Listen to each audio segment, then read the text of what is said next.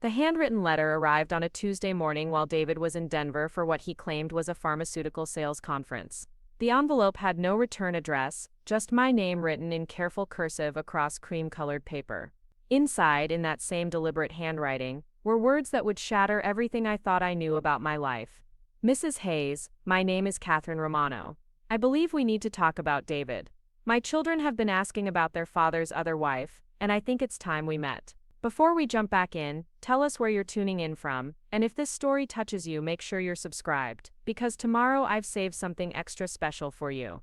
I read those sentences 3 times before my coffee mug slipped from my hands and shattered against the kitchen floor of our Beaverton home. The sound echoed through our quiet house like a gunshot, but it was nothing compared to the explosion happening inside my chest. Other wife, the words burned themselves into my mind as I stood frozen among the ceramic shards and spreading coffee stain. My name is Victoria Hayes, and until that Tuesday morning, I thought I had a pretty good handle on my life. I was 34 years old, successful in my career as marketing director for TechFlow Solutions, a growing startup in Portland's bustling downtown district. David and I had been married for 8 years, together for 10, and while our relationship wasn't perfect, I believed it was solid. He traveled frequently for work, sometimes gone for weeks at a time, covering his territory across the Pacific Northwest and mountain states. I'd grown accustomed to his absence, filled my evenings with work projects, yoga classes, and dinners with my best friend Rachel Kim. The morning the letter arrived, I'd been rushing through my usual routine. David had left for Denver 3 days earlier, texting me sporadic updates about client meetings and hotel room service. I was supposed to present our Q3 marketing strategy to the board that afternoon, and my mind was already racing through PowerPoint slides and budget projections. The letter sat innocuously among the usual stack of bills and promotional mailers, its handwritten address so unusual in our digital age that I almost set it aside. Now I stood in my kitchen, surrounded by broken porcelain, holding a piece of paper that suggested my husband had another family. Not an affair, a family. The distinction felt important somehow, though I couldn't yet articulate why. An affair implied secrecy and shame, something hidden in shadows. But this letter spoke of children asking questions, of a woman who seemed to know about me, who wanted to meet. This wasn't a secret being kept from me, it was a truth being revealed. I sank into one of our kitchen chairs, the same ones David and I had picked out together at IKEA during our first year of marriage. We'd spent hours in that warehouse-sized store, debating the merits of different wood finishes and arguing playfully about whether we needed matching placemats. The memory felt surreal now, like watching a movie of someone else's life. Had he been thinking about Catherine Romano that day? About children I didn't know existed? My hand shook as I read the letter again, searching for clues I might have missed. The paper felt expensive, heavier than standard stationery.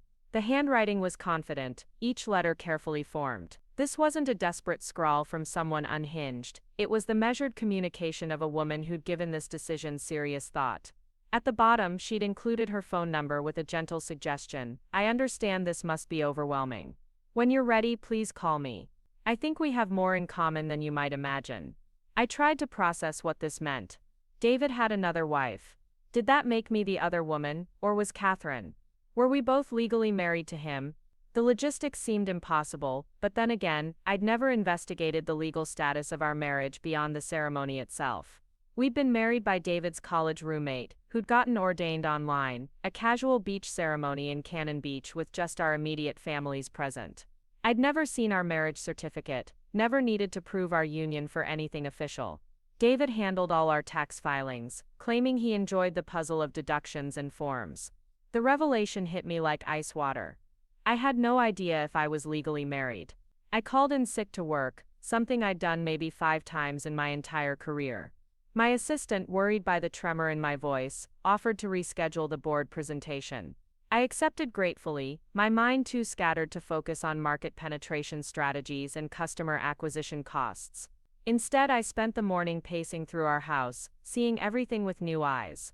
Our bedroom, with its king-size bed and matching nightstands, suddenly felt like a stage set. David's side of the closet, always meticulously organized between his trips, took on a different significance. I'd attributed his neat habits to his sales background, the necessity of living out of suitcases and hotel rooms. Now I wondered if he simply practiced the same organization in multiple homes. I examined his belongings with forensic attention. His dresser drawers revealed the usual collection of ties, cufflinks, and cologne samples from department stores. Nothing unusual, nothing obviously duplicated. But then again, what had I expected to find? A secret phone, love letters? David was too careful for such obvious evidence. The house phone rang, startling me from my investigation. It was Rachel, calling during her lunch break from the law firm where she worked as a paralegal. She'd been my closest friend since college, the person who'd talked me through every major decision in my adult life. If anyone could help me make sense of this situation, it was Rachel. "You sound terrible," she said immediately. "What's wrong?" I found myself unable to form the words. "How do you tell your best friend that your husband might be a bigamist? That everything you thought you knew about your marriage might be a lie?" Instead, I started crying, deep gasping sobs that seemed to come from somewhere I didn't know existed. "I'm coming over," Rachel said without asking questions. "Don't go anywhere." While I waited for her, I did something I'd never done before. I searched through David's home office. Our marriage had always operated on mutual respect and trust. We each had our private spaces, our individual responsibilities. David handled the finances, the insurance, the legal paperwork. I managed the household, the social calendar, the day-to-day logistics of our life together. It was a division of labor that had worked well for 8 years, but now it felt naive. David's filing cabinet was locked, but I knew he kept the key taped under his desk drawer, a security measure that had always amused me. Inside, I found folders labeled with mundane categories: insurance, tax returns, house documents. I pulled out our homeowner's insurance policy, scanning for both our names. There they were, David and Victoria Hayes, listed as married co-owners of our Beaverton property. But as I continued searching, I noticed something odd. Most of the documents were in David's name only. Our joint checking account showed only his signature on the original paperwork. The car insurance listed him as the primary policyholder with me as an added driver. Even our mortgage, which I'd assumed we'd applied for together, showed only David's income and credit information. A cold realization crept over me. Legally, I barely existed in my own marriage. Rachel arrived 20 minutes later with coffee in her laptop bag, her expression shifting from concern to alarm when she saw my face. I handed her Catherine Romano's letter without explanation, and watched her dark eyes widen as she read. "Victoria," she said carefully, setting the letter on our coffee table, "what do you know about David's work travel?" The question caught me off guard. "What do you mean?"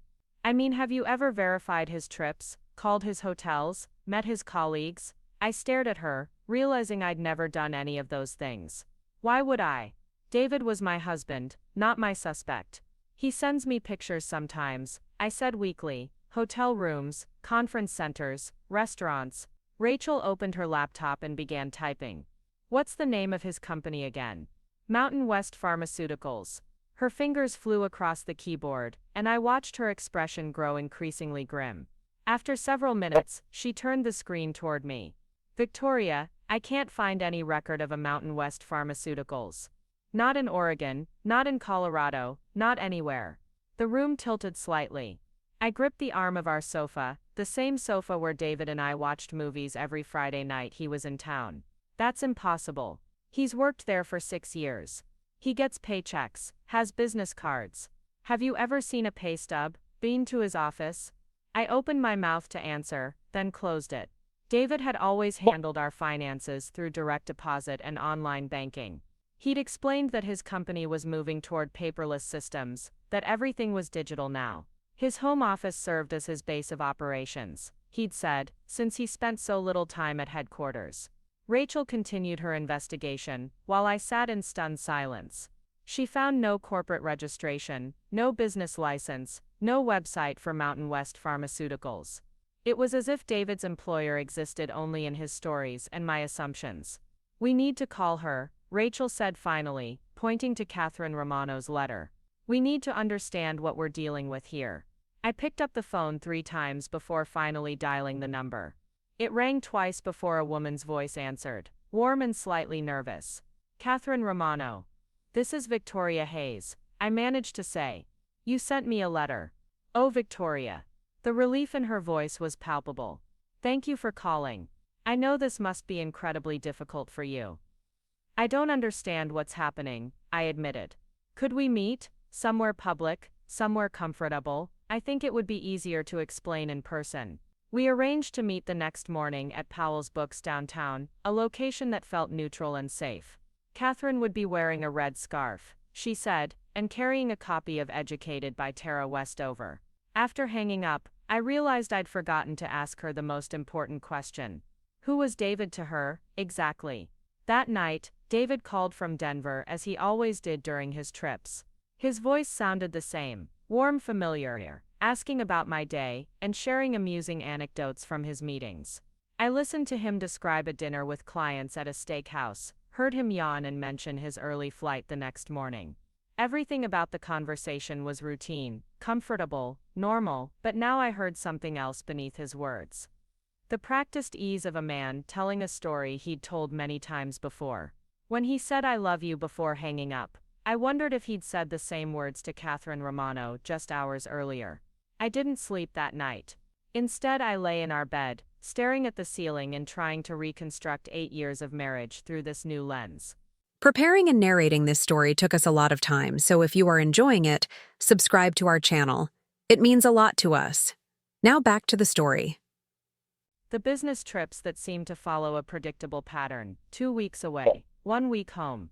The way David always paid for everything, handled all our official paperwork, managed our joint accounts.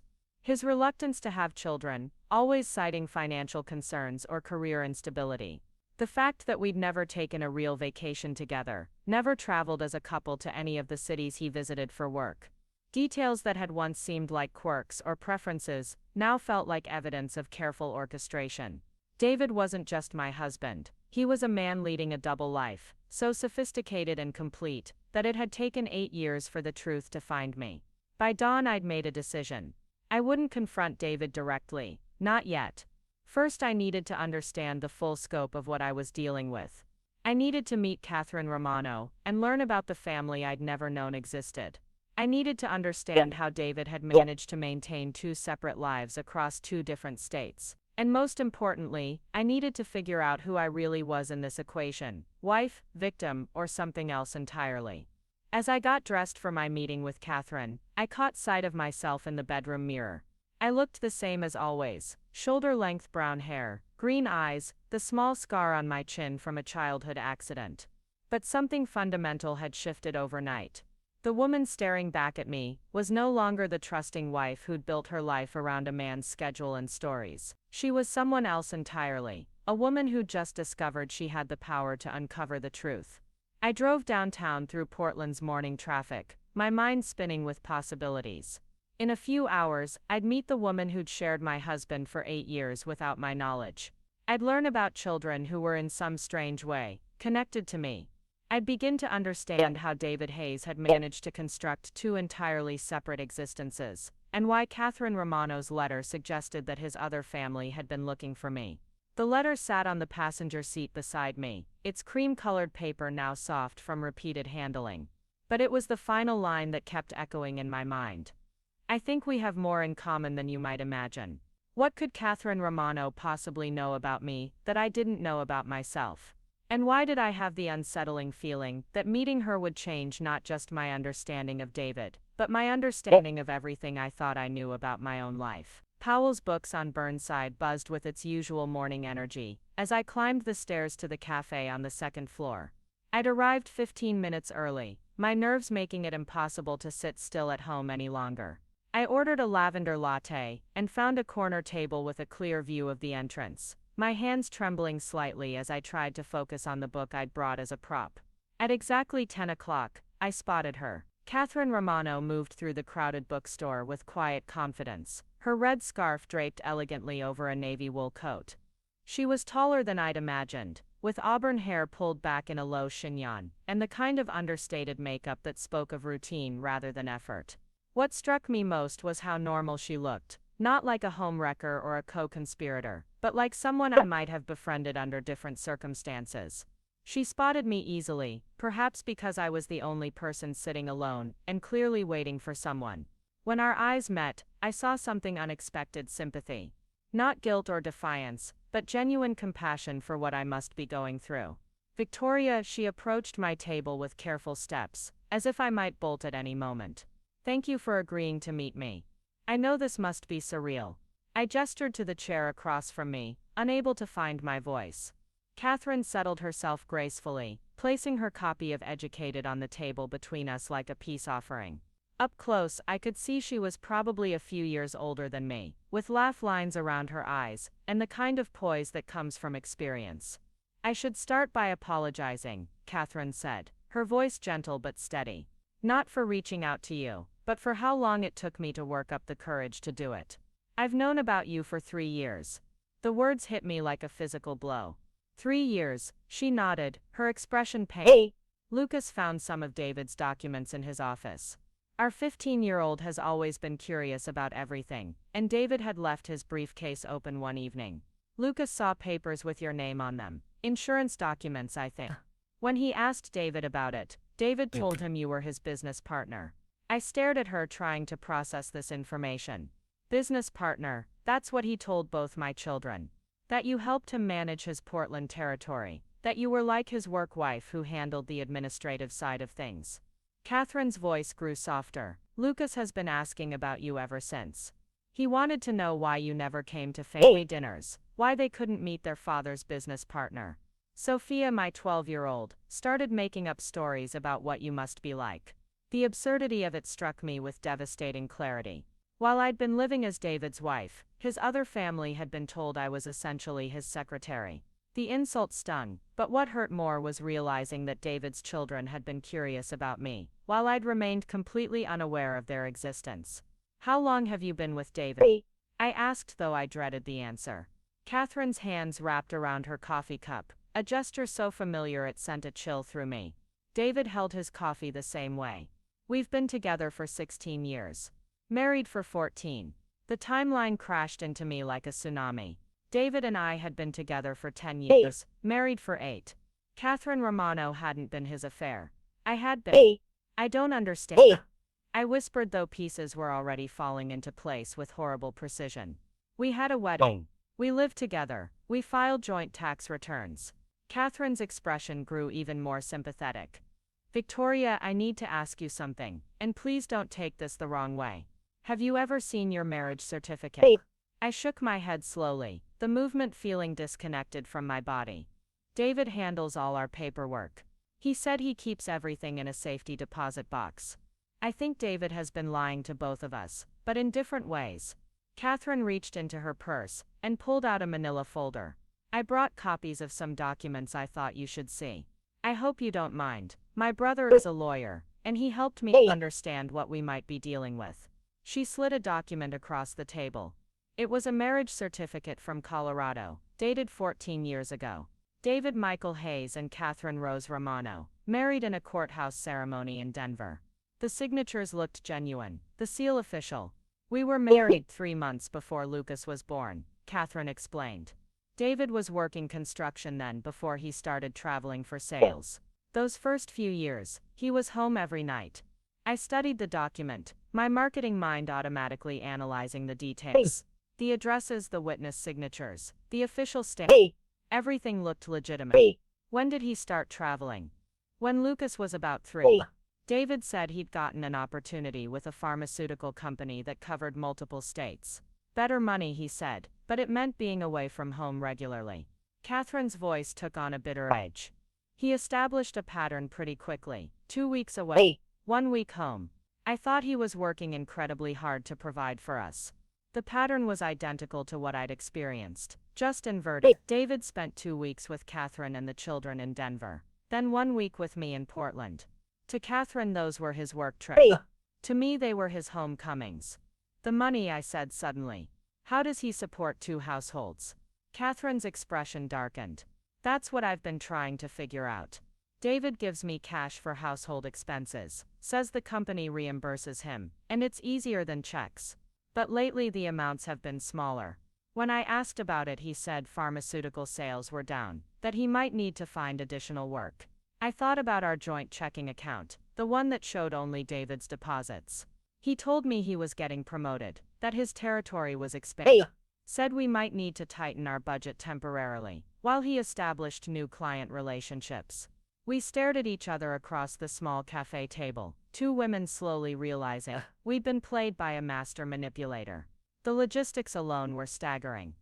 David had maintained two complete identities, two sets of relationships, two entirely separate lives for over 8 years. He'd managed schedules, finances, emotions, and expectations with the precision of a military operation. "There's something else," Catherine said, her voice dropping to almost a whisper. "About 6 months ago, I hired a private investigator." My coffee cup rattled against the saucer as I set it down too quickly. "You did what?" I was suspicious about the money, about his explanations for being away so much. I know it sounds paranoid, but something felt off. David had always been secretive about his work, but lately he seemed almost nervous when he was home. Always checking his phone, taking calls in the other room. Catherine's cheeks flushed slightly. I thought he was having an affair. The irony would have been funny if it weren't so devastating. "What did you find out?" The investigator confirmed that Mountain West Pharmaceuticals doesn't exist. He also found records of David living in Portland under the same identity. What he couldn't figure out was how David was generating income to support both households. Catherine leaned forward, her voice urgent. "Victoria, I don't think David is who either of us believes him to be." A chill ran down my spine. "What do you mean?" The investigator found some irregularities in David's background. Gaps in his employment history, inconsistencies in his social security records. He thinks David might be involved in something illegal, money laundering, fraud, maybe identity theft on a larger scale. The cafe suddenly felt too small, too crowded.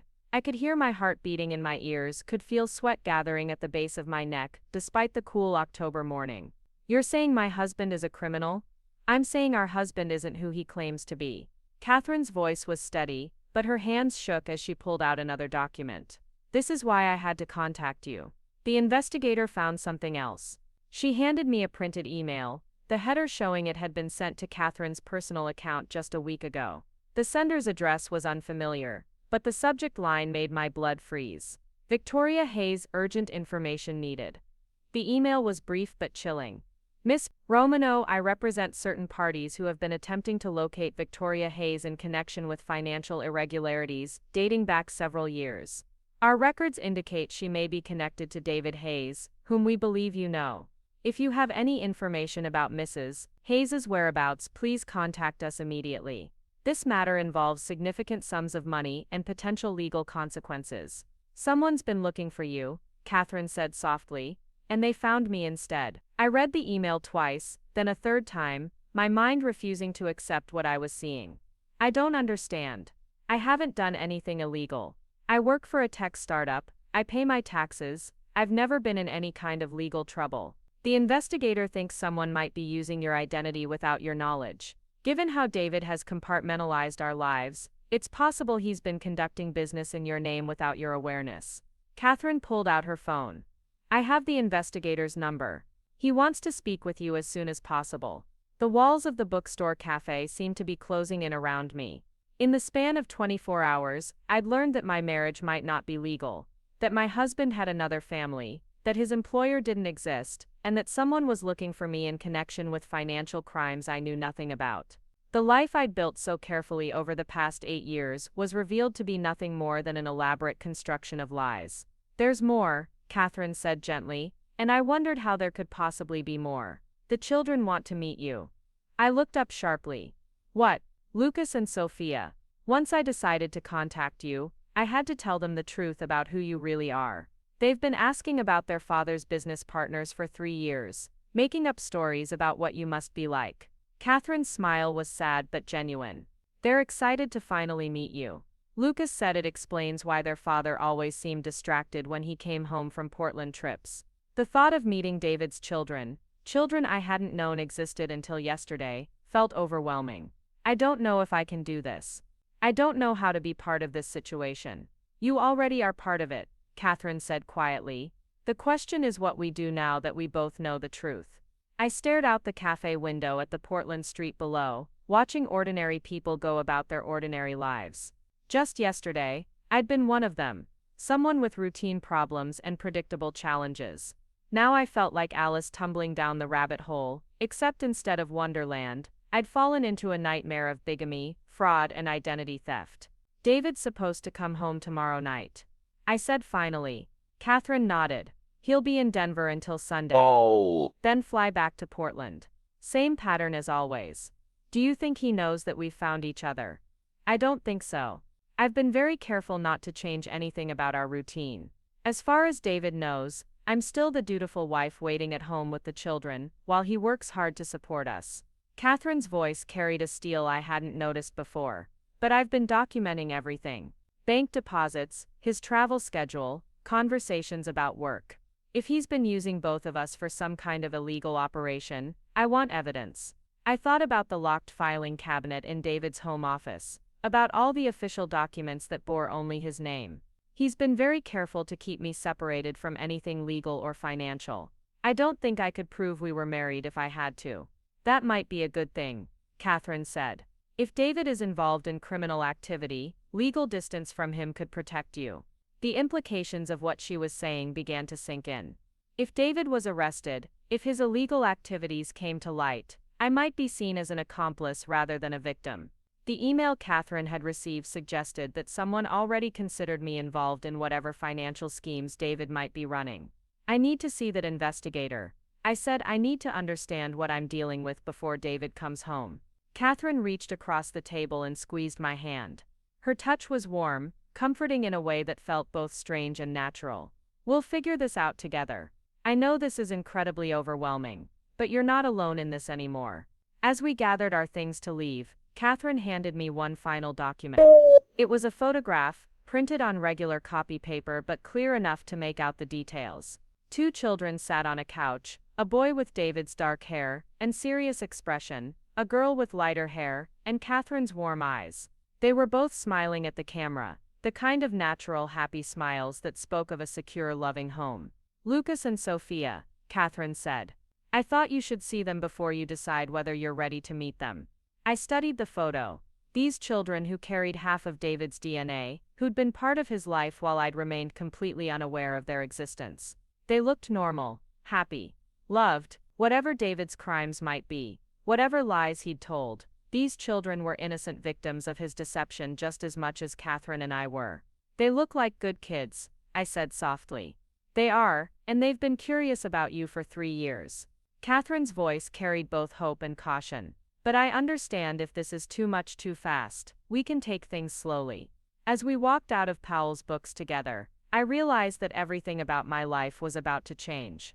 Not just my marriage or my living situation, but my fundamental understanding of who I was and what I was capable of. For 8 years, I'd been passive, trusting, content to let David handle the complexities of our shared life.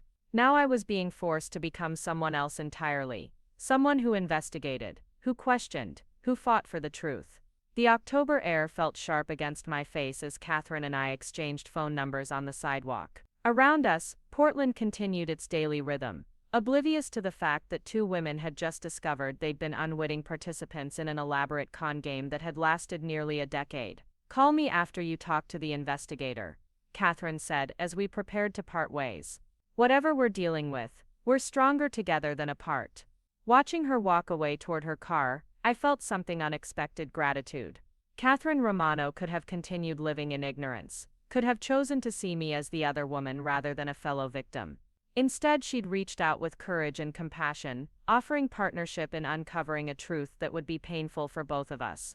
As I drove back to Beaverton, I thought about the photograph of Lucas and Sophia, about Catherine's steady strength, about the investigator waiting to share whatever he'd discovered about David's real activities. Tomorrow night, David would come home expecting to find the same trusting wife he'd left behind. Instead, he'd find someone who knew about Catherine and the children. Someone who'd learned that his employer didn't exist. Someone who understood that she might be implicated in crimes she'd never committed. For the first time in my adult life, I was about to confront someone with the full knowledge of their lies.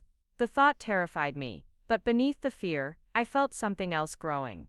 A fierce determination to reclaim my identity and my future from the man who'd stolen both without my knowledge.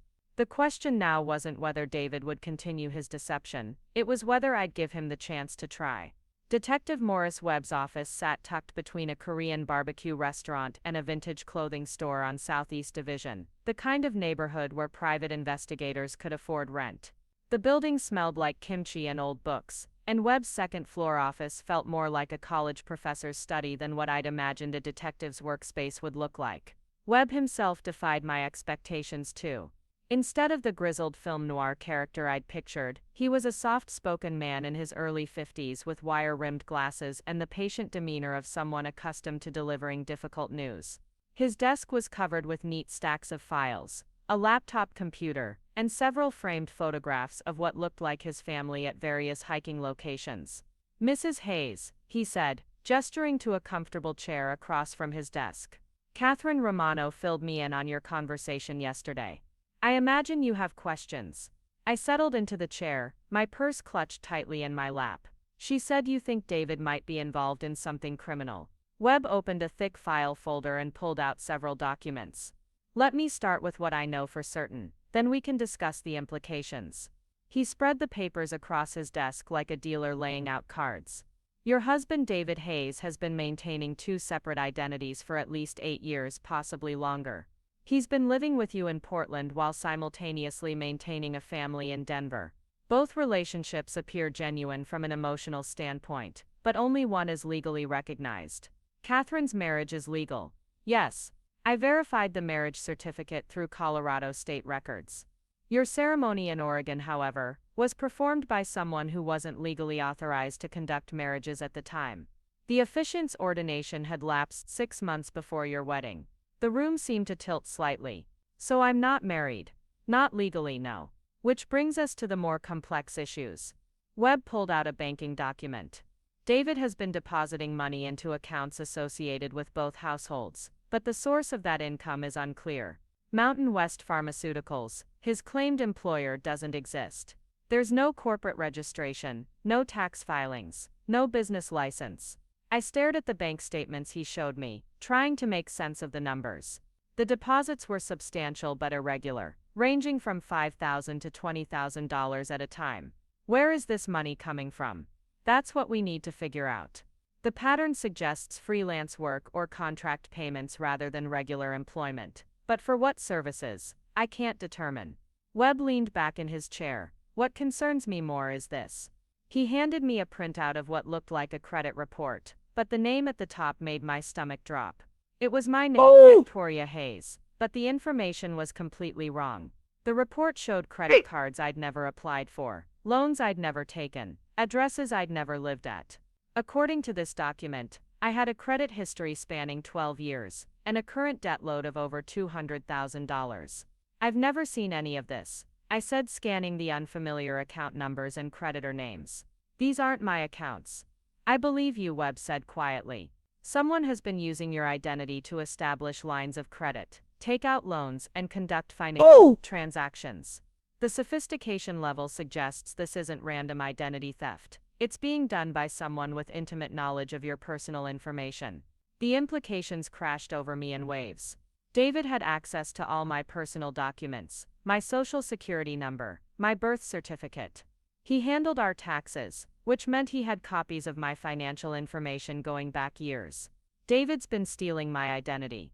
It appears so. The question is why, and what he's been using it for. Webb pulled out another document. This is where things get more complicated. 3 weeks ago, the FBI contacted me through a colleague who specializes in financial crimes. They're investigating a network of individuals involved in money laundering and investment fraud. One of the names on their list is Victoria Hayes. I felt the blood drain from my face. "But I haven't done anything." "I know, but someone using your identity has been very busy. Bank accounts opened in your name, business registrations filed under your social security number, investment transactions conducted with your stolen credentials." Webb's expression was sympathetic but serious. "Victoria, you're not just a victim of bigamy. You're a victim of identity theft on a scale that could potentially make you liable for hundreds of thousands of dollars in fraudulent debt and criminal charges." The room felt too small suddenly, the air too thin. I gripped the arms of my chair, fighting off a wave of dizziness. "What do I do?" "First, we document everything. I need you to go through your records at home and identify anything David has had access to.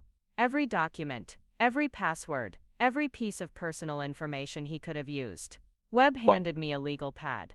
"Second, we contact the FBI, and arrange for you to speak with them voluntarily. It's better to come forward as a victim than to wait for them to find you as a suspect.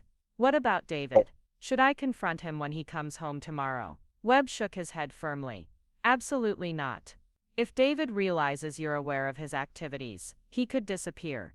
Money launderers are skilled at creating new identities and relocating quickly. We need to be strategic about this. I thought about Catherine and her children, about the normal life they believed they had with David. What about his other family? Are they in danger? Possibly, though probably not physical danger. David needs Catherine and the children to maintain his cover identity. They provide legitimacy, a reason for him to travel regularly without suspicion. Webb made a note in his file. But if his operation is discovered, they could face legal complications too. Catherine said someone had been looking for me. She received an email about financial irregularities. Webb nodded grimly. That was probably from creditors or investigators trying to track down the real Victoria Hayes. Your stolen identity has been used to guarantee some substantial debts. When those loans went into default, the creditors started looking for you. The scope of David's betrayal was staggering. He hadn't just lied about having another family. He'd systematically stolen my identity to fund whatever criminal enterprise he was running. For 8 years, while I'd been building a career and planning what I thought was our future together, he'd been destroying my financial reputation and potentially setting me up to take the fall for his crimes. How do we prove I'm innocent? We build a timeline of your actual activities and whereabouts during the periods when these fraudulent transactions occurred. Your employment records, your travel history, your actual financial statements. Webb opened his laptop and began typing. Fortunately, you have a legitimate job with documented income and a clear paper trail of your real activities. That will help distinguish you from whoever has been impersonating you. I spent the next 2 hours going through Webb's files, learning about a parallel version of myself that existed only in financial documents and credit reports. According to the fraudulent records, I'd been living in Colorado, running several small businesses, and maintaining multiple high-limit credit cards. The fake Victoria Hayes had excellent credit until about 6 months ago, when several large loans had gone into default simultaneously. This is when David's income to both households started decreasing. I realized, connecting the timing to what Catherine had told me, his money laundering operation must be falling apart. Webb nodded, which makes him increasingly desperate and dangerous. When criminal enterprises start collapsing, the participants often make reckless decisions to avoid consequences. As I prepared to leave Webb's office, he handed me a secure cell phone. Use this to contact me, or Catherine. Don't use your regular phone for anything related to this investigation. If David is as sophisticated as these records suggest, he might be monitoring your communications. The drive home felt surreal, like returning to a movie set after learning it was all fake. Our house in Beaverton looked exactly the same cedar siding, the same carefully maintained garden, the same welcome mat David and I had chosen together. But now I saw it differently, as a prop in David's elaborate performance rather than the home I'd believed it to be. Inside, everything felt contaminated by new knowledge. The kitchen where David made me coffee every morning he was in town. The living room where we watched Netflix and discussed our days. The bedroom where we'd made love just 3 days ago, before he left for what I'd thought was a business trip to Denver. Every space held memories that now felt like lies. I began the systematic search Webb had requested, going through every file, every document, every piece of paper David might have accessed over the years. In my home office, I found copies of my birth certificate, social security card and passport, documents I'd stored in what I'd thought was a secure filing cabinet. The lock had been so subtly damaged that I'd never noticed, but now I could see the tiny scratches around the keyhole where someone had picked it repeatedly. My laptop showed signs of tampering too. Browser history had been cleared regularly, something I never did myself. Email folders I didn't remember creating. Password changes I hadn't initiated. David had been systematically accessing my digital life, gathering information he needed to impersonate me in financial transactions. The secure phone Webb had given me buzzed with a text from Catherine. Kids asking if you're okay. Can I tell them you're coming to Denver soon? The thought of meeting Lucas and Sophia still felt overwhelming, but I realized they were victims in this situation too. They'd grown up believing their father was a traveling salesman, never knowing he was actually a criminal using their family as cover for illegal activities. They deserved to know the truth, And I deserve to meet the children who were, in some strange way, connected to my stolen life. I texted back, tell them yes. I'd like to meet them too. That evening I sat in my kitchen with a legal pad, documenting 8 years of a marriage that had never legally existed. I wrote down every business trip David had taken, every excuse he'd given for his absences, every story he'd told about his work. The pattern was remarkably consistent: 2 weeks away, 1 week home, with occasional variations that he'd attributed to special projects or client emergencies. Looking at the timeline, I could see how carefully he'd managed his double life. He'd never been spontaneous about travel, never changed plans at the last minute, never surprised me with early returns from trips.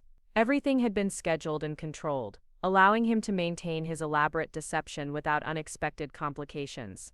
My phone rang, my regular phone, not the secure one from Webb. David's name appeared on the caller ID, and for a moment I considered not answering. But Webb had warned me not to change any patterns that might make David suspicious. "Hi, honey," I said, proud of how normal my voice sounded. "Hey, beautiful, how was your day?" I closed my eyes, listening to the familiar warmth in his voice, the same tone he'd used to say good morning 3 days ago, the same inflection he'd used to tell me he loved me for 8 years. It was fine, busy at work. How's Denver? Cold and boring. The clients here are demanding, but I think I'm making progress with the Peterson account. He launched into a detailed story about a meeting that had probably never happened, people I now knew didn't exist, negotiations for a company that had no reality beyond David's imagination. "That sounds promising," I said, playing my part in our shared fiction. "I should be home around 6 tomorrow night. Want me to pick up dinner on the way?" "Tomorrow." In less than 24 hours, David would walk through our front door expecting to find the same trusting wife he'd left behind. Instead, he'd find someone who knew about Catherine and the children, someone who understood that his employer was fake, someone who was working with the FBI to untangle the web of financial crimes he'd committed using her identity. Thai food from that place on Burnside, I suggested, maintaining the normalcy he expected. "Perfect. I love you, Victoria." "I love you too," I said automatically, the words feeling strange and hollow now. After hanging up, I sat in the growing darkness of my kitchen, thinking about the woman I'd been just 2 days ago. She'd trusted completely, questioned nothing, accepted every story and explanation without doubt. She'd been happy in her ignorance, content with a life that was entirely constructed from lies. But that woman was gone now, replaced by someone harder and more aware. Someone who understood that love without truth was just another form of fraud. Someone who was about to walk into the most difficult confrontation of her life, armed with evidence of betrayals she'd never imagined possible. The secure phone buzzed again. This time it was Webb. "FBI meeting set for tomorrow at 2 p.m. Come prepared with all documents. After meeting, go to Catherine's. David can't find both of you together when he gets home." I looked around my kitchen one last time as the woman who'd lived there for 8 years. Tomorrow night, I'd be somewhere else entirely, surrounded by people who'd been strangers just days ago, but who now represented the only authentic relationships in my life. The thought was terrifying and liberating in equal measure. David Hayes had stolen 8 years of my life, and used my identity to commit crimes I was only beginning to understand. But in doing so, he'd also given me something unexpected, the chance to discover who Victoria Hayes really was when stripped of all illusions and forced to fight for her own survival. Tomorrow I would begin to find out. The FBI field office in downtown Portland occupied 3 floors of a glass-fronted building that looked more like a corporate headquarters than what I'd imagined a federal law enforcement facility would resemble. Agent Sarah Martinez met me in the sterile lobby at precisely 2 o'clock. Her handshake firm and her expression professionally neutral as she guided me through security checkpoints and up to the 14th floor. Martinez appeared to be in her late 30s, with dark hair pulled back in a practical ponytail and the kind of alert gaze that suggested she missed very little. She wore a navy blazer over dark jeans, and her manner was direct but not unkind as she led me down a corridor lined with identical office doors. "Mrs. Hayes," she said, settling across from me in a small conference room, "I want to start by saying that we appreciate you coming forward voluntarily. That speaks well of your intentions to cooperate with our investigation." The formal language made me nervous despite Webb's reassurances. "Detective Webb said you've been investigating someone using my identity." Martinez opened a thick file and spread several documents across the conference table. We've been tracking a sophisticated money laundering operation for the past 18 months. The network has been using stolen identities to establish shell companies, open bank accounts, and move money through seemingly legitimate business transactions. She pointed to a flow chart covered with names and arrows. Your identity appears to have been central to several of these operations. I studied the chart, seeing my name connected to businesses I'd never heard of, bank accounts I'd never opened, financial transactions I'd never authorized. The scope was breathtaking and terrifying.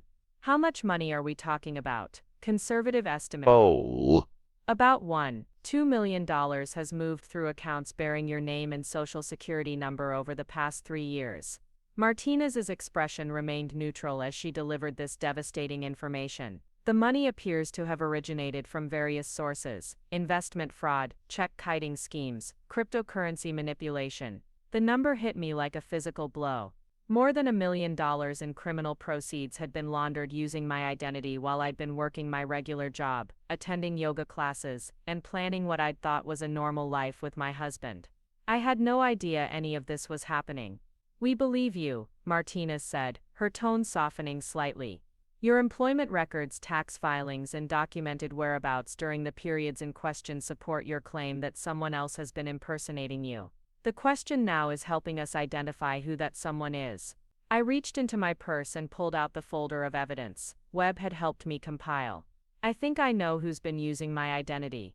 Martina's eyebrows rose slightly as I explained about David, about discovering his other family, about learning that his employer didn't exist. I showed her the timeline I'd constructed of David's travel schedule, the documents proving he'd had access to all my personal information, and the evidence Webb had gathered about the fraudulent financial activities. Your husband has been living a double life for 8 years. Martinez made notes as I spoke, her expression growing more interested, and the other family has no knowledge of his criminal activities. Catherine Romano hired the private investigator because she was suspicious about money issues, but she thought David was having an affair, not committing federal crimes. I pulled out my phone to show Martinez the photo of Lucas and Sophia. These are his children. They think he's a pharmaceutical salesman. Martinez studied the photo with what looked like genuine sympathy. Children often become unintended victims in cases like this. If your husband is arrested, they'll face significant trauma and possibly financial hardship. The thought of David's arrest had seemed abstract until Martinez said it so matter-of-factly. When will that happen? That depends on several factors. We need more evidence directly linking David to the financial crimes, and we need to understand the full scope of the operation. Martinez leaned forward, her expression becoming more intense. Mrs. Hayes, would you be willing to help us gather that evidence? The question I'd been dreading. What would that involve? David doesn't know you've discovered his deception yet, correct? He's expecting to return home tonight to the same situation he left. When I nodded, Martinez continued, we'd like you to maintain that facade while wearing a recording device. Get him to talk about his work, his income sources, his business activities. Often in cases like this, the perpetrator enjoys talking about their clever schemes to someone they believe is completely ignorant.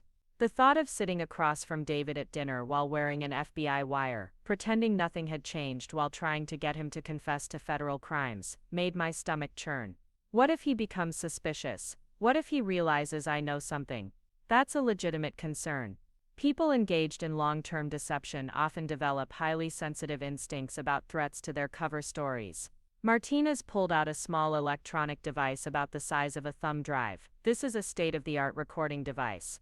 It's virtually undetectable when properly positioned, and it will capture conversations clearly from up to 15 feet away. I stared at the device, so small and innocent-looking, yet capable of potentially destroying the man I'd loved for 10 years.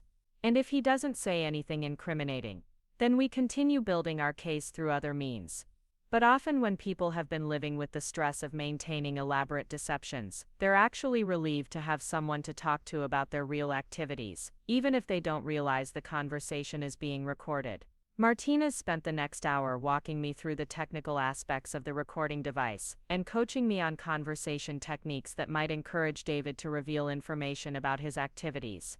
She gave me a list of seemingly casual questions designed to elicit specific details about his business operations, his income sources, and his relationships with other people who might be part of the money laundering network.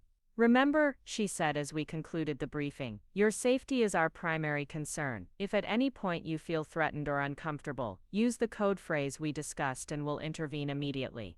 The code phrase was "I think I'm getting a migraine," something natural I could work into conversation that would signal the surveillance team to move in. The surveillance team that would be positioned around my house, listening to every word David and I spoke, ready to burst through my front door if anything went wrong. As I left the FBI office, the weight of the recording device in my purse felt enormous, despite its tiny size. In a few hours, I'd be sitting across from David at our kitchen table, probably eating Thai food from our favorite restaurant, while trying to get him to confess to crimes that could send him to federal prison for decades. My phone buzzed with a text from Catherine. "Kids made you a welcome card for when you come to Denver. Lucas wants to know if you like basketball." The normalcy of the message felt surreal given what I was about to do. In Catherine's world, I was the mysterious business partner finally coming to meet David's children. She had no idea that I was about to attempt to gather evidence that would destroy their father and potentially leave them without financial support or a stable home. I drove back to Beaverton in a daze, my mind spinning through possible scenarios for the evening ahead. What would I do if David suspected something? How would I react if he actually confessed to criminal activities? Could I maintain my facade of ignorance while wearing a wire and knowing that federal agents were listening to every word? At home, I went through the motions of preparing for David's return. I tidied the house, changed into the casual dress he'd always said he liked on me, and called in our usual order from the Thai restaurant. Everything had to appear normal, routine, exactly what David would expect after a 2-week business trip to Denver. The recording device was smaller than Martinez had even indicated, designed to be hidden in clothing or jewelry without creating any visible bulk. I practiced positioning it according to her instructions, testing the activation procedure until it became automatic. The knowledge that federal agents would be listening to my most private conversations felt invasive, but I reminded myself that my privacy had already been violated far more thoroughly by the man I'd trusted with my entire life. At 5:30, I received the text I'd been anticipating and dreading. "Flight landed early. Home in 30 minutes. Can't wait to see you." I activated the recording device and positioned it as Martinez had shown me, then checked my appearance in the bathroom mirror one final time. The woman looking back at me appeared calm and normal, but her eyes held a hardness that hadn't been there a week ago. This was the face of someone who'd learned that everything she'd believed about her life was a lie, someone who was about to confront the person responsible for that deception. The sound of David's key in the front door made my heart race, despite all my preparation. I heard his familiar footsteps in the entryway, the sound of his suitcase rolling across our hardwood floors, his voice calling out the greeting he'd used hundreds of times before. "Honey, I'm home." I walked into the living room to find him standing there with his arms open, the same welcoming smile I'd been seeing for 8 years, the same genuine seeming affection in his eyes. He looked exactly as he always did after his Denver trips, slightly tired from travel but happy to be home, wearing the navy polo shirt I'd bought him for his birthday, and the wedding ring that apparently meant nothing in legal terms. "I missed you," he said, pulling me into the embrace that had once felt like the safest place in the world. "I missed you too," I replied, the words tasting like ash in my mouth. As David held me, I thought about Catherine and the children in Denver, about the FBI agents positioned outside my house, about the recording device capturing every word we spoke. This man who'd shared my bed for 8 years, who knew my coffee preference and my favorite movies, and the way I liked to be held when I couldn't sleep, was a stranger whose criminal activities had put my freedom and financial future at risk. "How was your trip?" I asked as we separated, playing my part in the familiar script. David launched into his usual post-trip narrative, describing meetings that had never happened with people who didn't exist, challenges and successes in building relationships with clients who were pure fiction. He spoke with the same enthusiasm and attention to detail he'd always shown, and I found myself marveling at the effortless way he could construct an entire alternative reality. "The Peterson account is finally coming together," he said, settling onto our couch with obvious relief. "It's taken months of relationship building, but I think they're ready to sign a major contract. Could mean a substantial commission for me." I sat beside him, close enough to seem natural but far enough away that I could study his face as he spoke.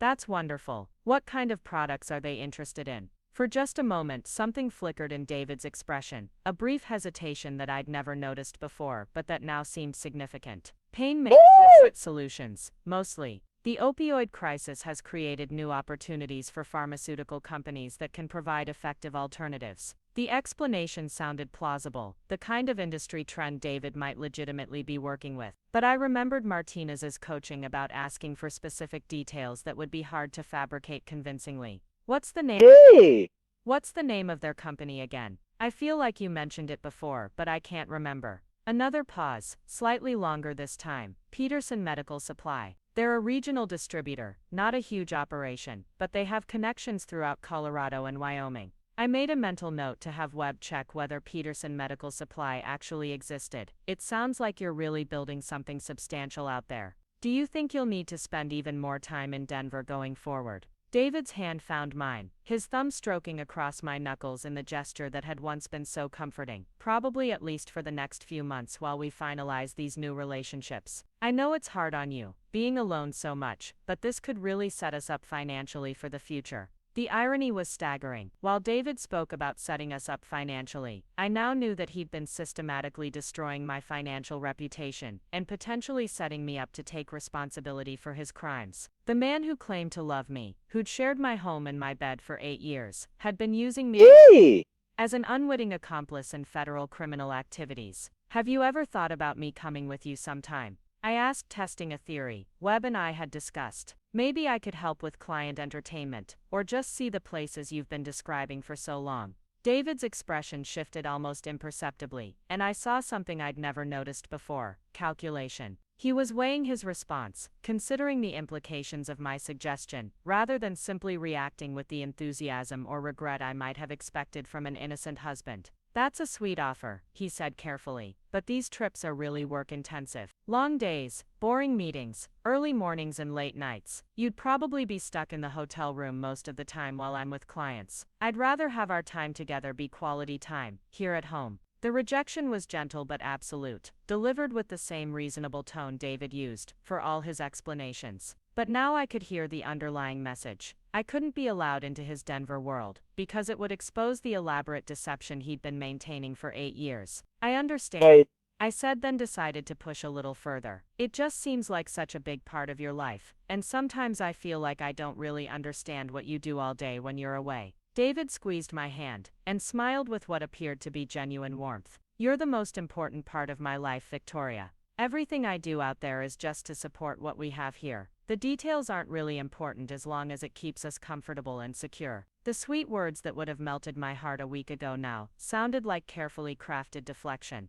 David was skilled at making me feel loved and valued, while simultaneously keeping me completely separated from any concrete information about his activities. For 8 years, I'd interpreted this as romantic devotion. Now I understood it as strategic manipulation. Our Thai food arrived, and we settled into our usual dinner routine at the kitchen table. David asked about my work, listened attentively to my stories about office politics and client presentations, offered advice and encouragement in all the right places. If I hadn't known about Catherine and the children, about the fake employer and the money laundering investigation, I would have felt grateful to have such a caring, engaged partner. Instead, I found myself analyzing every word, every gesture, every expression for signs of the elaborate performance I now knew it to be. The man sitting across from me wasn't my husband. He was a skilled con artist who'd been practicing his role for nearly a decade. You seem a little distracted tonight, David observed, as I pushed pad thai around my plate without much appetite.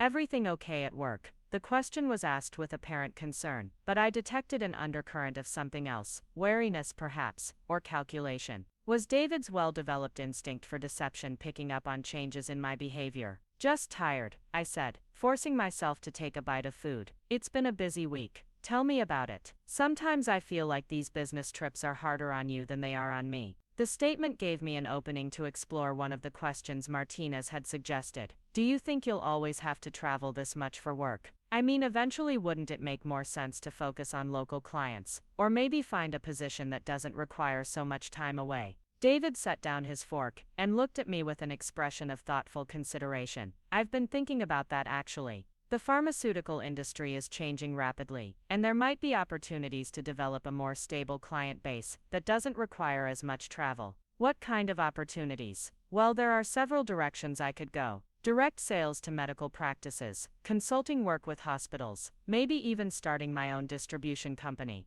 David's voice took on the enthusiastic tone he used when discussing his supposed career ambitions. I've been building relationships with suppliers and clients for years. I have the knowledge and connections to strike out on my own, if the right opportunity presented itself. I leaned forward, feigning interest, while hoping the recording device was capturing every word clearly. That sounds exciting. What would you need to start your own company? Capital mainly, and the right business partnerships. David's eyes grew distant as he spoke, and for a moment I wondered if he was describing actual plans rather than fabricated scenarios. I've been putting money aside, building up resources. There are also potential investors who've expressed interest in backing the right opportunity. The conversation was moving into territory that could be genuinely incriminating. If David was talking about real criminal activities, rather than imaginary business plans. I tried to sound casual, as I asked the next question Martinez had suggested. How much capital do you think you'd need? David paused, and I saw him watching my face carefully before answering. It would depend on the scope of the operation. A small regional distributorship might require a few $100,000. A larger operation with multiple territories could need several million dollars. The amount was far beyond anything David could have legitimately saved from his supposed pharmaceutical sales career, but it aligned with what Martinez had told me about the money laundering operation. Was David talking about using criminal proceeds to start a legitimate business, or was he describing a criminal enterprise disguised as a legitimate business? That's a lot of money, I said, keeping my tone light and conversational. It is, but the potential returns are substantial. The right business opportunity could set us up for life. David reached across the table and took my hand again. Everything I do is for us, Victoria, for our future together. The words should have been romantic, reassuring, evidence of his commitment to our relationship. Instead, they felt like another layer of manipulation, designed to keep me compliant and unquestioning, while he continued whatever criminal activities were funding our lifestyle. As we finished dinner and moved to the living room for our usual post-meal routine, I found myself studying David with new eyes. His movements were confident, relaxed, showing no signs of the stress I would have expected from someone leading such an elaborate double life. He settled onto our couch and patted the cushion beside him, inviting me into the comfortable intimacy that had defined our evenings together for 8 years. But everything felt different now.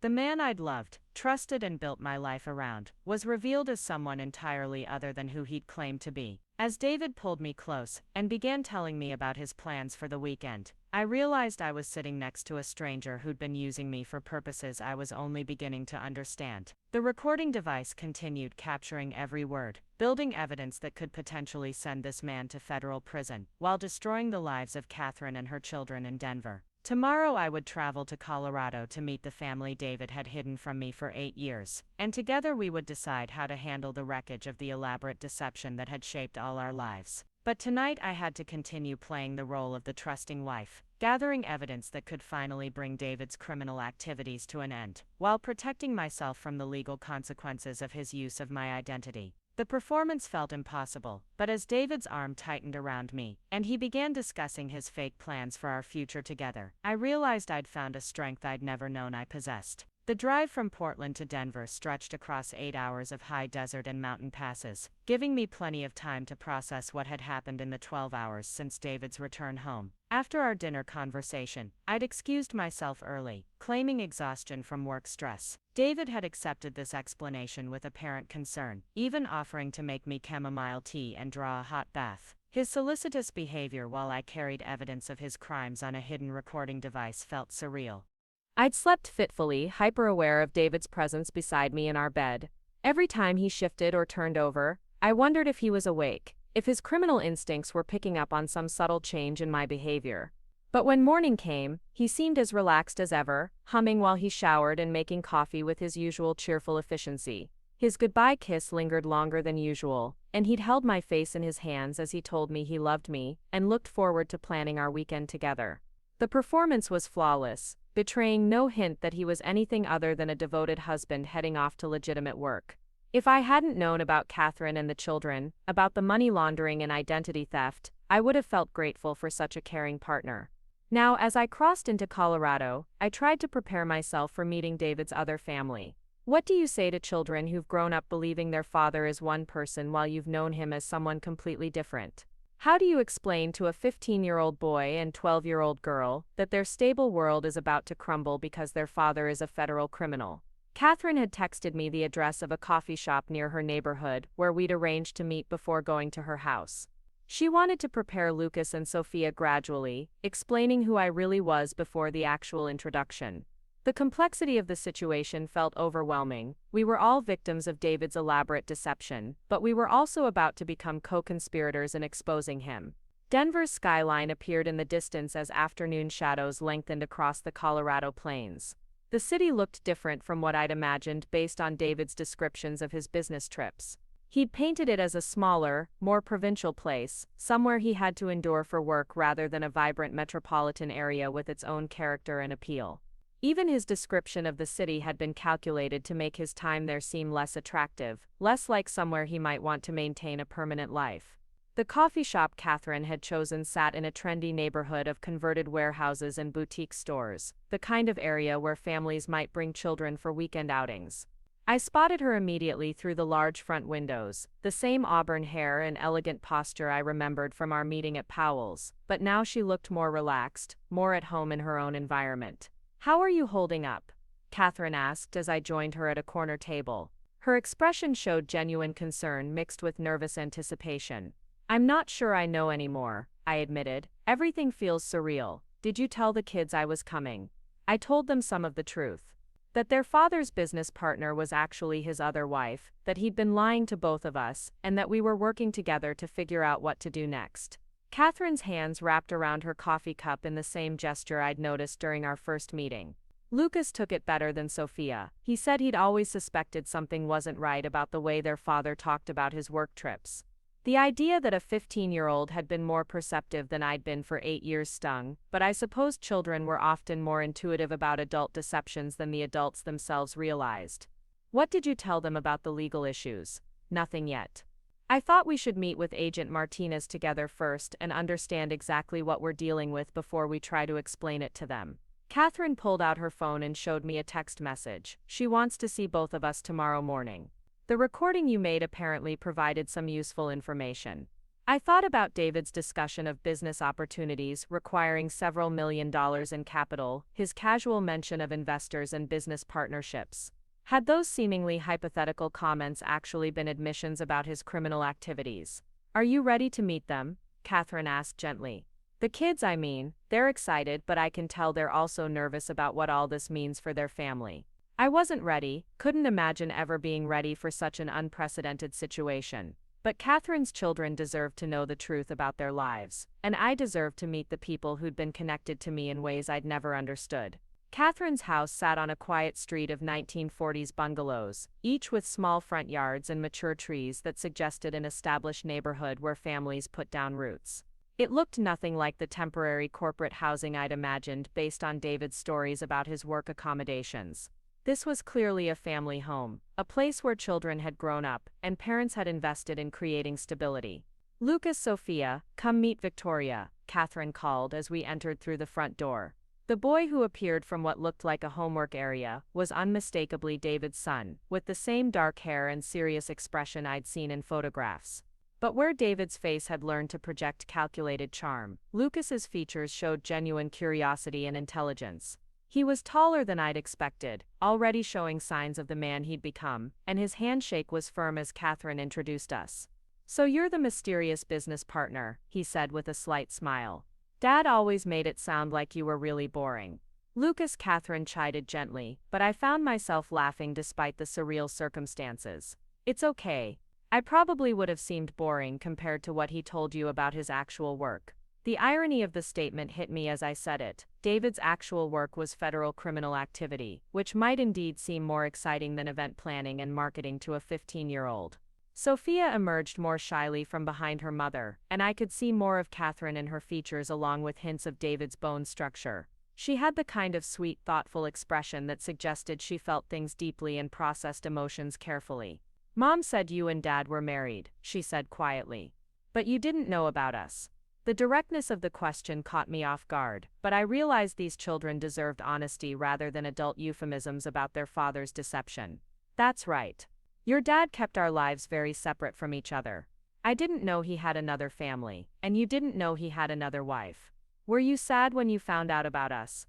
Sophia's question was asked with the matter-of-fact concern of a child who understood that adult emotions were complicated. I considered my answer carefully, looking at this girl who'd grown up with David as a father while I'd been completely unaware of her existence.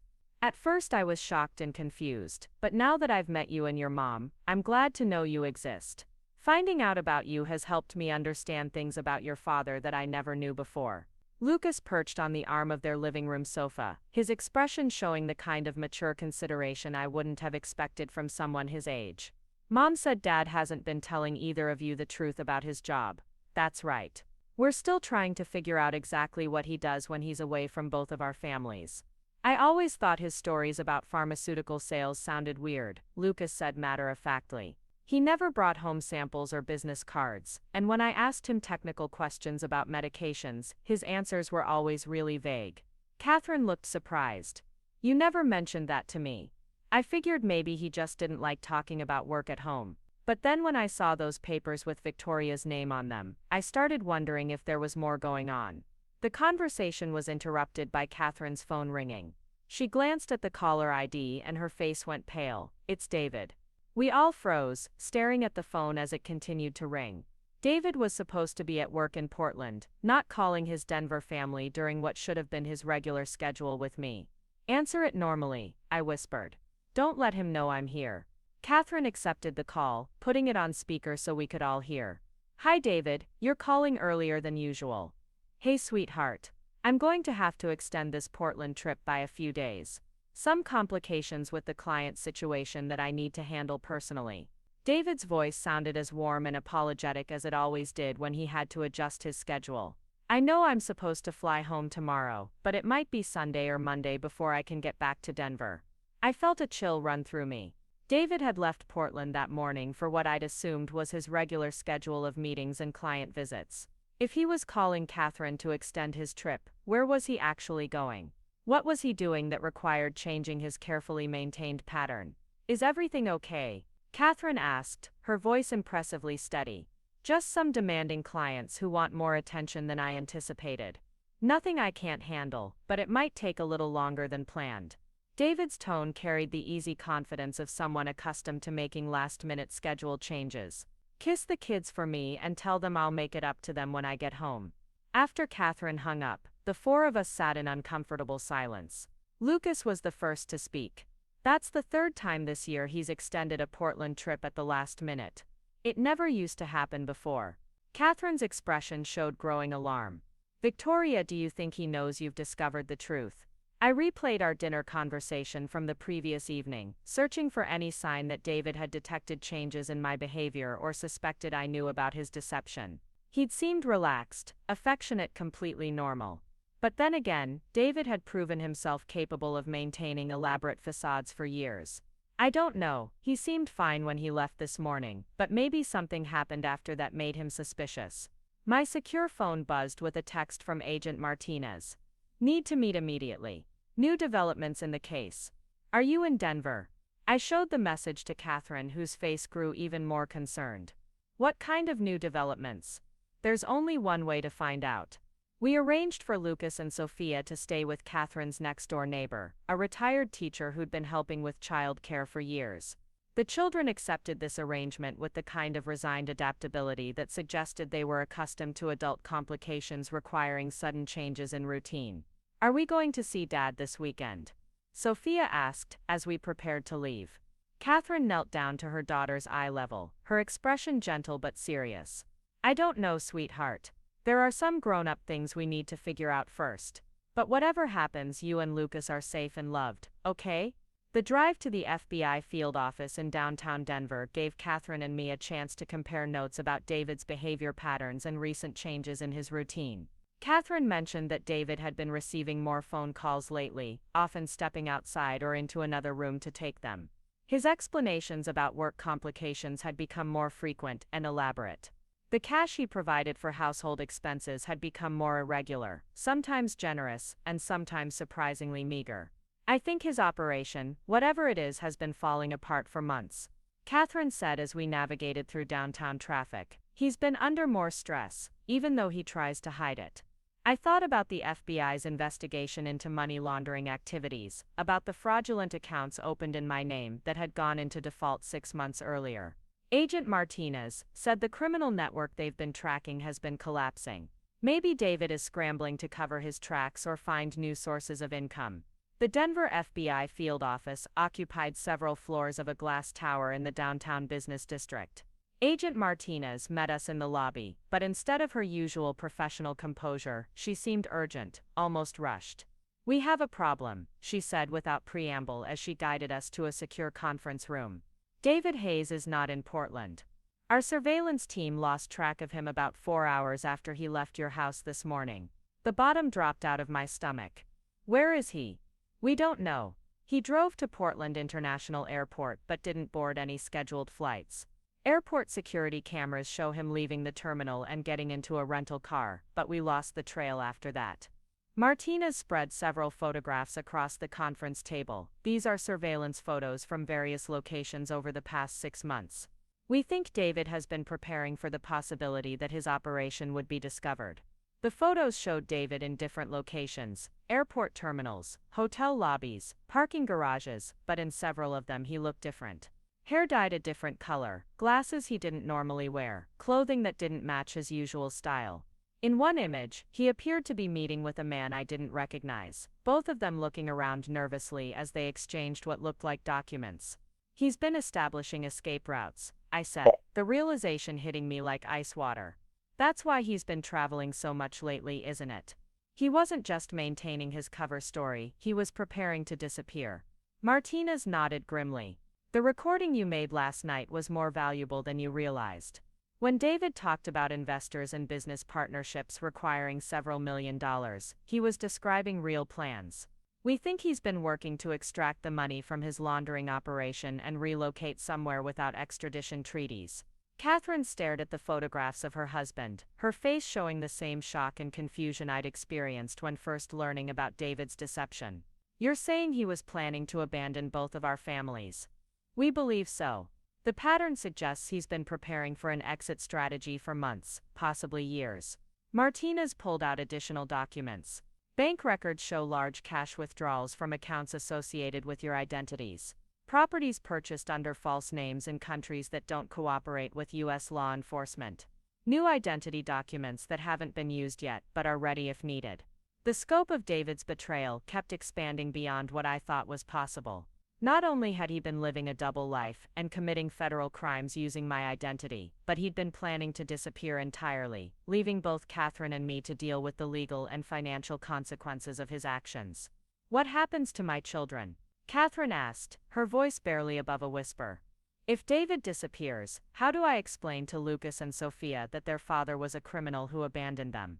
Martinez's expression softened slightly. "That's one of the reasons we need your cooperation more than ever now. If we can't locate David before he successfully disappears, the victims of his crimes will never recover their money, and both of you could remain under suspicion indefinitely." I thought about Lucas's perceptive questions about his father's work, about Sophia's innocent concerns about seeing David that weekend. These children had grown up believing their father was a traveling salesman who worked hard to support their family. Learning that he was actually a federal fugitive who'd planned to abandon them would be devastating. "What do you need us to do?" "David will contact one or both of you eventually. Men like him often can't resist the temptation to explain themselves, to justify their actions to the people they've deceived." Martinez leaned forward, her expression intense. "When he does, we need you to be ready." She outlined a plan that would require both Catherine and me to return to our normal routines while remaining under FBI surveillance. If David contacted either of us, we would need to try to determine his location while keeping him engaged long enough for law enforcement to trace the communication. "What if he tries to convince us to join him?" Catherine asked. "Criminals sometimes attempt to persuade family members to flee with them. That's actually what we're hoping for." Martinez admitted.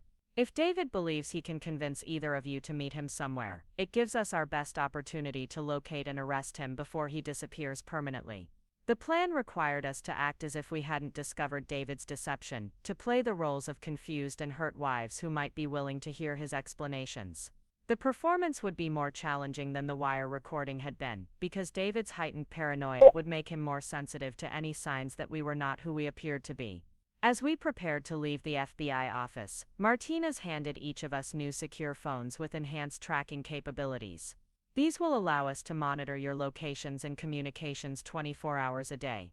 If David contacts you, if you feel threatened in any way, if anything seems wrong, press the emergency button and we'll respond immediately. The drive back to Catherine's house felt different now that we knew David was no longer following his predictable pattern. He could be anywhere, planning anything, preparing to either flee the country or make contact with us in some desperate attempt to salvage his operation.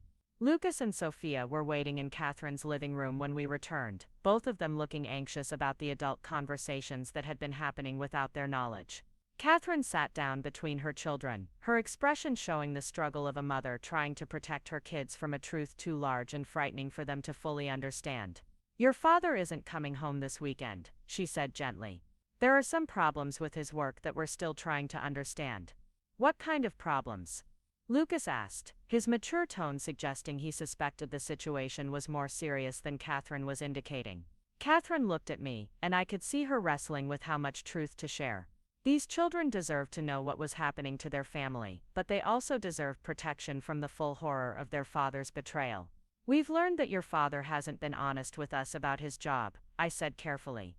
"He's been doing things that might be illegal, and now he's hiding from people who want to ask him questions about those things." Sophia's eyes widened. "Is Dad in trouble with the police?" "Yes, sweetheart, he is." Lucas absorbed this information with the same thoughtful consideration he'd shown earlier. "Is that why he never wanted us to visit his work? Why he never brought colleagues to family events?" The boy's perceptiveness continued to amaze me. While I'd been accepting David's explanations about his pharmaceutical sales career, a 15-year-old had been noticing inconsistencies and asking the right questions. "Probably yes. Your father has been very careful to keep his real activities secret from everyone who cares about him." "What happens now?" Lucas asked. Catherine reached for both her children's hands. "I don't know yet, but whatever happens, we're going to face it together, and Victoria is going to help us figure everything out." That evening, as Catherine prepared dinner and the children worked on homework with an admirable attempt at normalcy, I found myself studying the family David had hidden from me for 8 years. Despite the shocking revelations about their father, they were handling the crisis with remarkable resilience. Lucas continued helping his younger sister with math problems. Sophia set the table without being asked. Catherine moved through her kitchen routines with practiced efficiency, creating stability for her children even as their world crumbled around them. This was what David had been willing to abandon. Not just the money or the elaborate deception, but these real relationships, these people who'd loved and trusted him completely. The coldness of his calculations was breathtaking. My secure phone rang just as we were sitting down to eat. Agent Martinez's voice was tense with excitement. "We got a hit on David's credit card. He's in Las Vegas, and he just checked into a hotel near the airport. We think he might be planning to leave the country tonight. What do you want us to do?" "Stay exactly where you are, and wait for our call. If David is preparing to flee, he might make contact to either gloat about his escape, or make one last attempt to manipulate you into joining him." As if summoned by Martinez's prediction, Catherine's phone began ringing. The caller ID showed David's name, and the four of us stared at the device as if it were a dangerous animal. "Remember," I whispered, "act confused and hurt, not angry. Let him think he might be able to convince you to understand his position." Catherine answered on the fourth ring, her voice perfectly pitched between concern and bewilderment. "David, where are you? I've been worried." "I'm sorry, sweetheart. There have been some complications with work that I need to handle personally." David's voice sounded different, more strained, less confident than his usual performance. "I might need to be away for longer than planned." "How much longer?" "The kids are asking when you're coming home." "That's what I need to talk to you about. There might be some changes coming, some opportunities that could be really good for our family, but they would require some big adjustments." Catherine looked at me, and I nodded encouragingly. David was testing the waters, trying to determine if she might be willing to accept a new version of reality. "What kind of opportunities?" "The kind that could set us up financially for life, but we might need to relocate. Maybe somewhere with better weather, better schools for Lucas and Sophia." David's voice carried a forced enthusiasm that didn't quite mask his underlying desperation. "What would you think about a fresh start somewhere new?" I don't understand. Oh, What's wrong with Denver? The kids have friends here. I have my job. This is our home.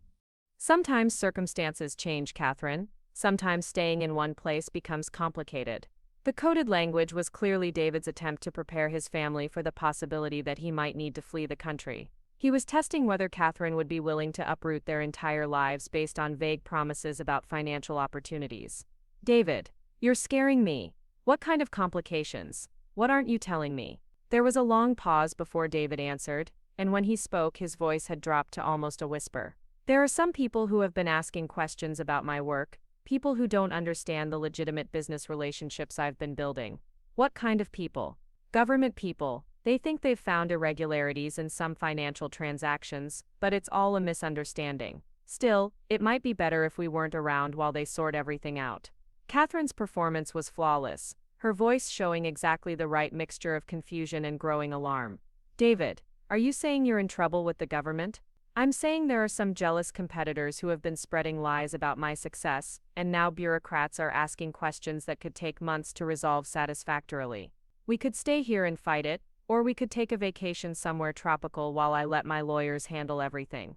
The euphemisms were absurd, but I could see how someone who truly loved and trusted David might be willing to accept his explanations, especially if the alternative was believing that their entire marriage had been built on criminal deception. How long would this vacation be? Maybe a year or two, just until everything gets sorted out. Think of it as an adventure, a chance to see the world while we still can. Catherine covered the phone and looked at me with an expression of desperate uncertainty. I could see her weighing her options: play along with David's escape plan to help the FBI locate him, or confront him with the truth and risk losing any chance of bringing him to justice. I nodded toward the phone and mouthed, "Keep going." "Where would we go?" Catherine asked. "Somewhere beautiful. Somewhere the kids could learn new languages, experience different cultures. I've been looking at some amazing opportunities in South America, places where our money would go much further and we could live like royalty." "What about school? What about their friends?" "Kids are adaptable, Catherine. They'll make new friends, and they'll get a much better education traveling the world than they would sitting in Denver classrooms for the next few years." David's arguments showed a complete disconnect from the reality of what he was asking. He wanted Catherine to believe that uprooting their children from everything familiar and fleeing to a foreign country was somehow an opportunity rather than a desperate escape from federal criminal charges. "I need to think about this," Catherine said, her voice perfectly capturing the uncertainty of a wife being asked to make an impossible decision.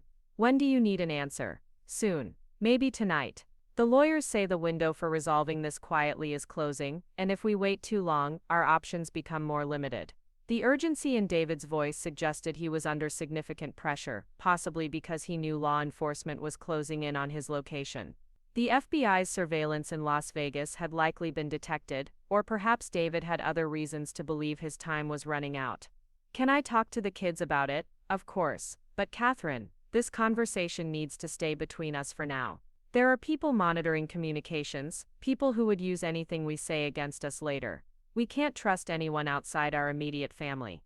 The paranoia in David's voice was becoming more pronounced, and I wondered if the stress of maintaining his elaborate deception for so many years was finally breaking through his carefully constructed facade. "I understand," Catherine said. "I love you, sweetheart. I love all of you. Everything I've done has been to create a better life for our family."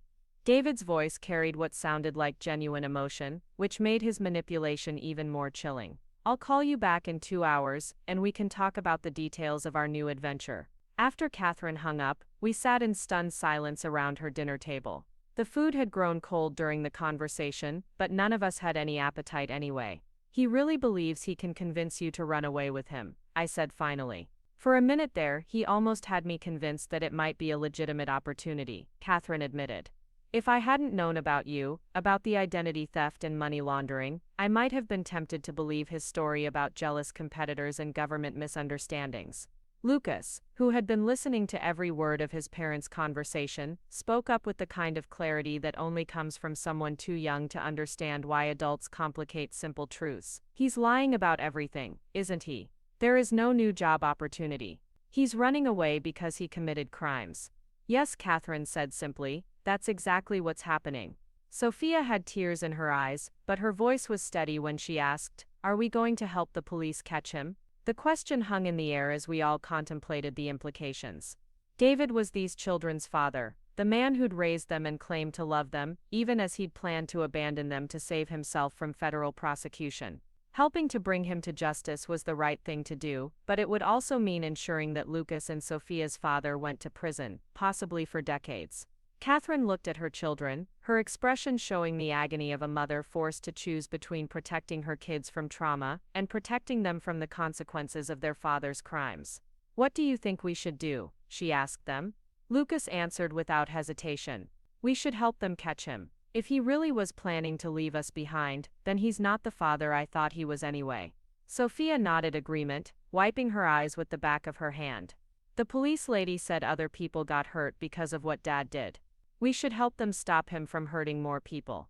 I felt a surge of pride and admiration for these children who were showing more moral clarity and courage than most adults would in their situation. Despite the pain of learning that their father was a criminal, they understood that justice was more important than family loyalty, when that loyalty required ignoring the harm David had caused to innocent people. My secure phone rang. Agent Martinez's voice was urgent when I answered. "David just booked a flight to Mexico City leaving Las Vegas at 11:30 tonight. This is our last chance to intercept him before he disappears permanently.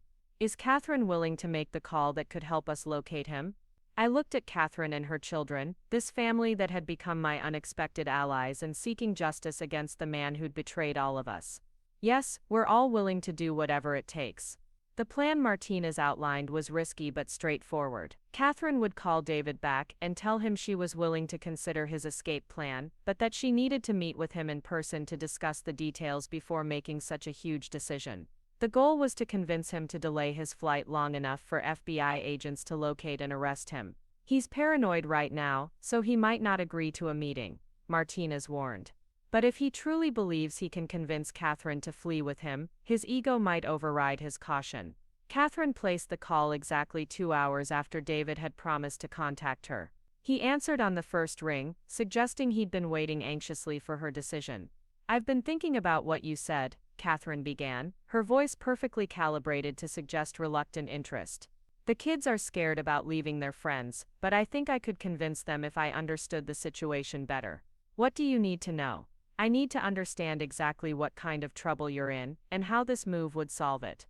I can't uproot our entire lives based on vague promises about opportunities and adventures."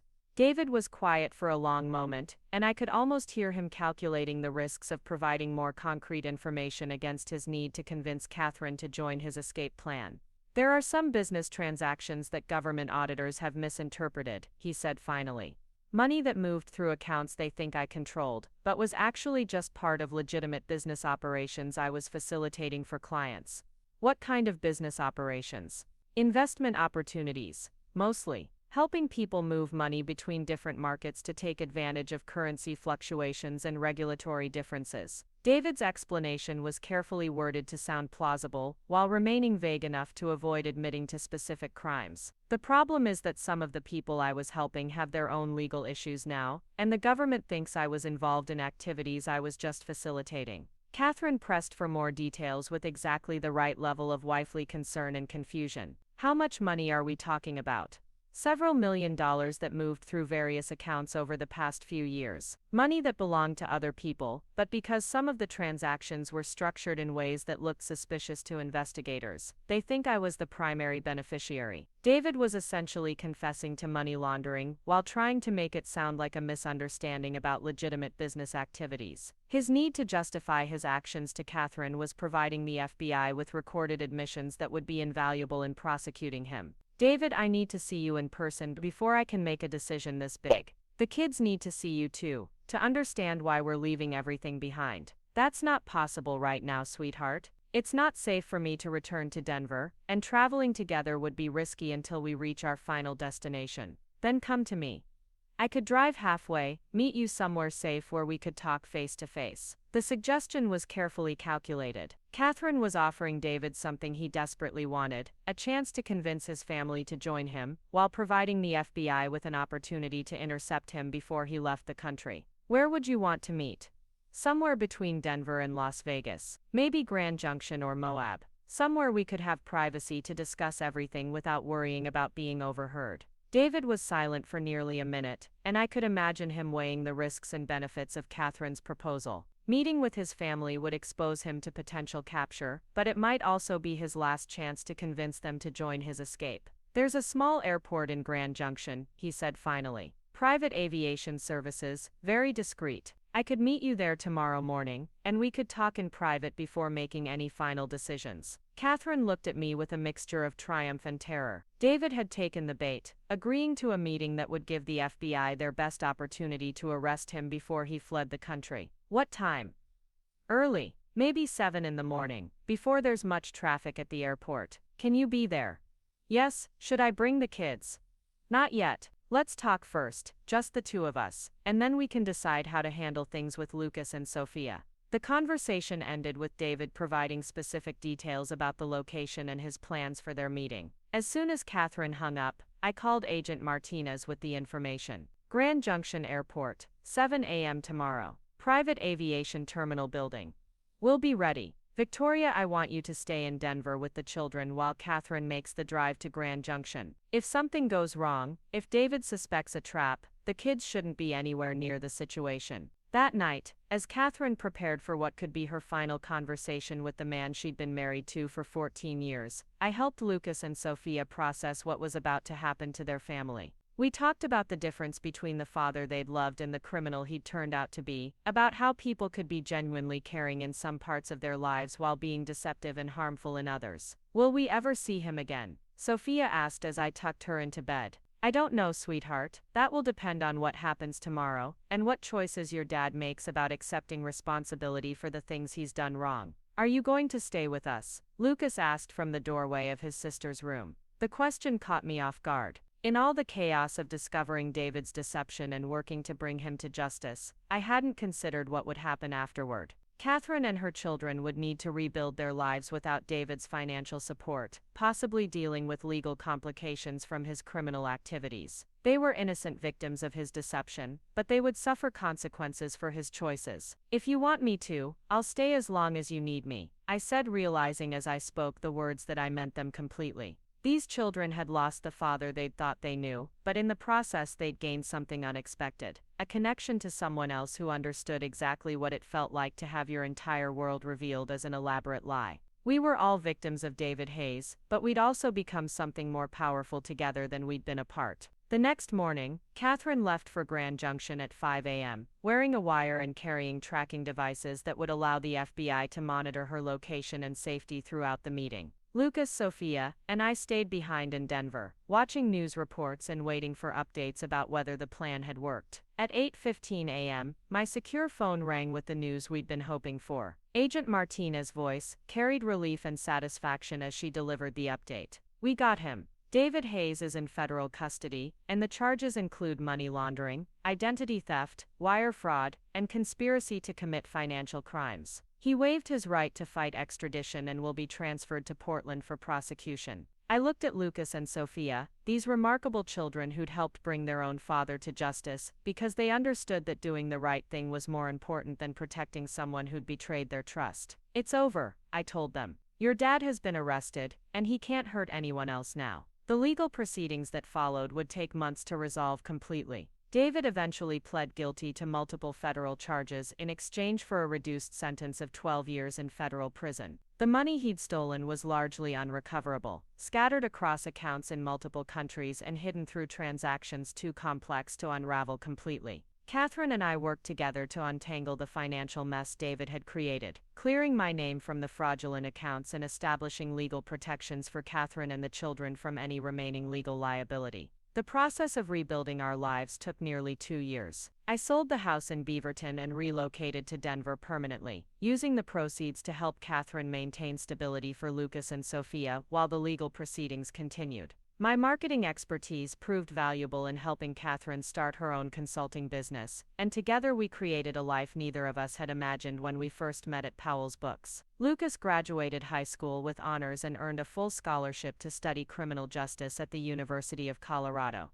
In his application essay, he wrote about learning that the most important thing about family isn't blood relationships, but the people who choose to stand by you when everything falls apart. Sophia, now in high school herself, has developed into a confident young woman with a clear sense of right and wrong that serves her well in navigating the complexities of adolescence. The children visit David in federal prison twice a year, maintaining a relationship that acknowledges both the father he'd been to them and the criminal he'd chosen to become. These visits are difficult but important, helping them understand that people are complicated and that love doesn't require ignoring someone's harmful actions. As for David himself, he continues to maintain that his activities were legitimate business transactions that were misunderstood by federal prosecutors. Even in prison, he's unable to fully acknowledge the scope of the harm he caused to the people who trusted him most. The children have learned to accept this limitation while building their own understanding of accountability and integrity. The FBI estimated that David's criminal network affected over 200 victims across multiple states, with total losses exceeding $8 million.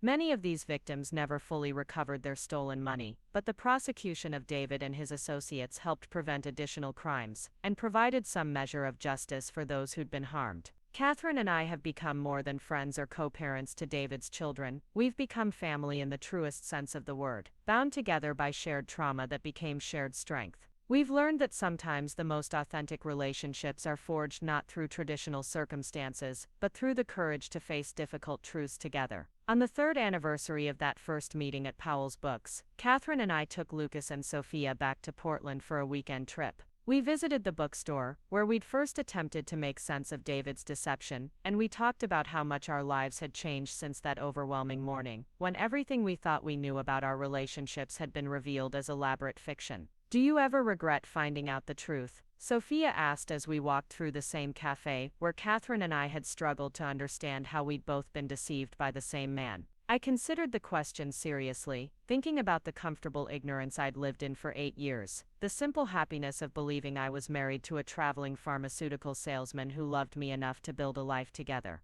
Then I looked at Catherine and her children, the people who'd become the most important relationships in my life, and I knew my answer. "No," I said without hesitation. Living with lies might feel easier in the moment, but it's not really living at all. Finding out the truth hurt tremendously, but it also gave me the chance to build something real with people who actually know and care about who I really am. Lucas nodded thoughtfully. "Dad always said he was protecting us by not telling us about his work, but really he was protecting himself. He was afraid that if we knew who he really was, we wouldn't love him anymore. And maybe he was right about that," Catherine added gently. "But that was his choice to make. He chose to be someone we couldn't love honestly, rather than being honest and trusting us to love him anyway." As we prepared to return to Denver, I reflected on how discovering David's secret family had ultimately led to finding my own real family. Not through blood or marriage certificates, but through the shared experience of being betrayed by someone we'd trusted completely, and choosing to respond with courage rather than bitterness. The woman I'd been 3 years ago, trusting, passive, content to let someone else handle the complexities of adult life, was gone forever. In her place was someone stronger, more aware, more capable of recognizing authenticity in others, because she'd learned to recognize deception. The transformation had been painful, but it had also been liberating in ways I couldn't have imagined when Catherine's letter first arrived in my mailbox. Sometimes people ask me if I ever think about dating again, about finding another partner to share my life with. The question always makes me smile, because it assumes I'm living some diminished existence without a romantic relationship at the center of it. But the truth is that my life has never been fuller or more meaningful than it is now, surrounded by people who know exactly who I am, and choose to love me anyway. Lucas is applying to law school now, motivated by his experience with the justice system to become a prosecutor specializing in financial crimes. Sophia has developed an interest in victim advocacy, having seen firsthand how criminal actions ripple through families and communities in ways that extend far beyond the immediate perpetrators. Catherine's consulting business has grown into a successful firm that helps other small businesses navigate complex regulatory requirements. Ironic given that she learned about such complications through her husband's criminal activities, but fitting in its way. She's become an expert in helping honest people understand systems that dishonest people exploit. As for me, I've returned to event planning, but with a different focus. I now specialize in organizing conferences and educational events about financial literacy and fraud prevention. My personal experience with identity theft and money laundering has given me credibility and insight that helps other victims understand they're not alone in their experiences. The FBI occasionally asks me to speak at training seminars about how sophisticated criminals maintain long-term deceptions and how family members can recognize warning signs they might otherwise dismiss. It's difficult to discuss the most painful period of my life with strangers, but I've learned that sharing the story can help other people avoid similar situations or recognize when they're already in them. Agent Martinez, who became something of a friend during the investigation, once told me that David's case was unusual, not because of the sophistication of his criminal activities, but because of how completely he'd compartmentalized his emotional life. Most criminals who maintain long-term deceptions eventually slip up because the stress of living multiple identities becomes overwhelming. David had managed to genuinely care for two separate families, while simultaneously betraying both of them, a psychological feat that even experienced investigators found remarkable. "He really did love you," Martinez had said during one of our final interviews. "That's what made his deception so effective, but it's also what made it so cruel. He wasn't just stealing your identity and your money, he was stealing your capacity to trust your own instincts about someone you cared about." Understanding that David's feelings for me had been genuine, even while his actions were criminal, helped me process the complex grief of losing someone who'd never really existed in the first place. The man I'd loved had been real in some ways, and completely fabricated in others, and learning to separate those aspects of my experience took years of therapy and reflection.